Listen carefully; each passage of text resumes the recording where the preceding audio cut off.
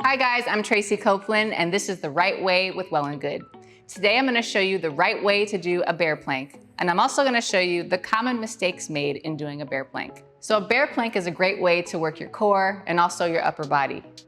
But sometimes people don't always do it the right way. So now I'm going to show you 3 common mistakes I see in doing the bear plank. All right, let's get right into it.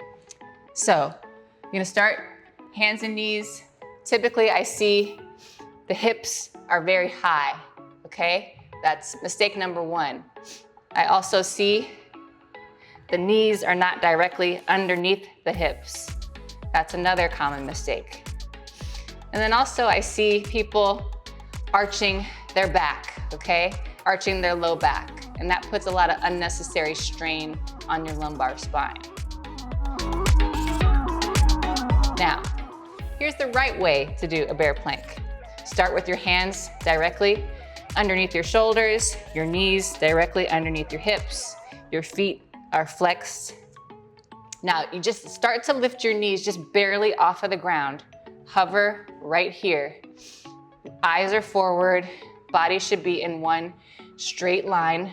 Fingers are spread, shoulders right over the wrists, hips right over the knees, core engaged, and then you can lower down. And that was The Right Way with Well+Good. For more right ways, subscribe to Well+Good today.